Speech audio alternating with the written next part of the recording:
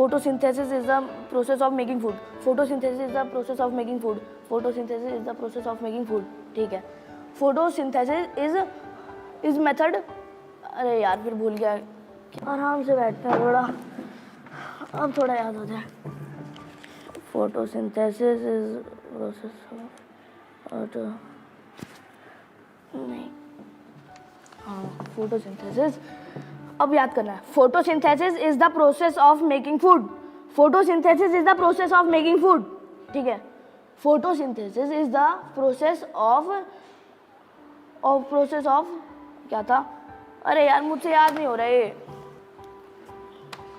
Photosynthesis is the process of making food. यार पढ़ाई कितनी बोरिंग है. काश स्कूल जाना ही ना पड़ता. चलो कुछ खाने के लिए ले आता हूँ. अरे वाह क्रैकर्स, ये खा लेते हैं.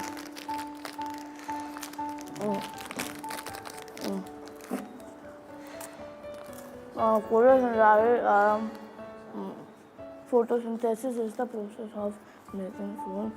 Photosynthesis is the process of.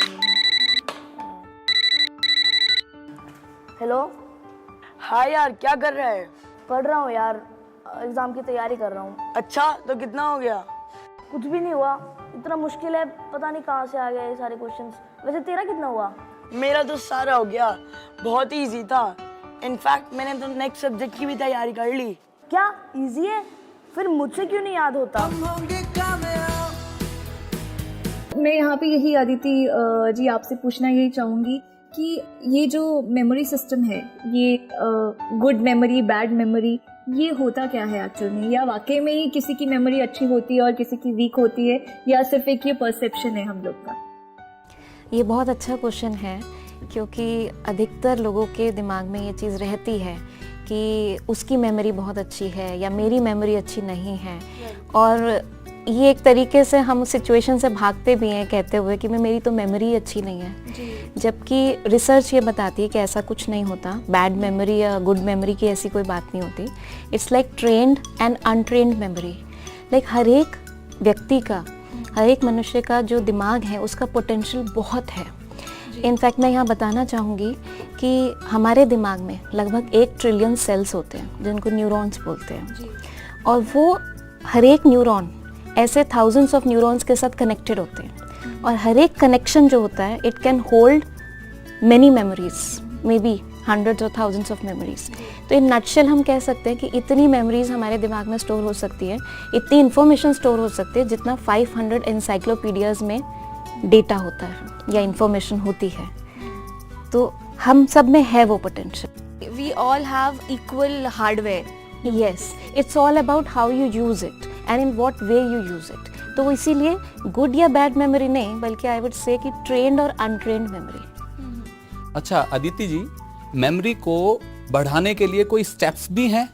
हाँ, डेफिनेटली मेमोरी को बढ़ाने के स्टेप्स हैं, लेकिन उससे पहले मैं ये बताना चाहूँगी कि मेमोरी के स्टेप्स क्या हैं. तो उसको हम समझ सकते हैं 3 R's से.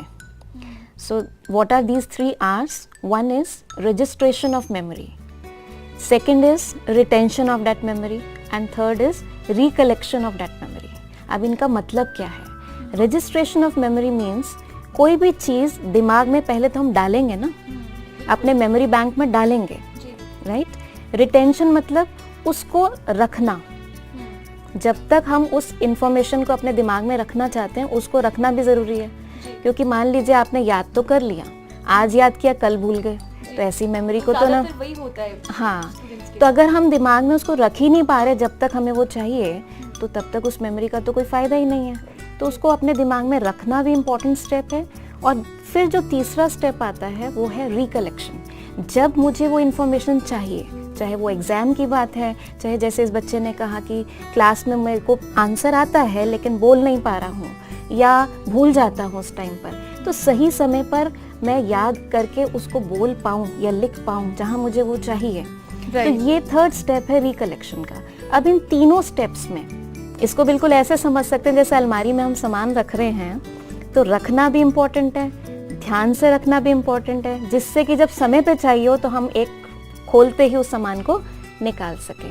तीनों स्टेप्स में से अगर एक स्टेप में भी फ्लॉ होगा या ठीक से नहीं करेंगे हम ध्यान नहीं देंगे तो हम फिर कह देते हैं कि हमारी तो मेमोरी अच्छी नहीं है।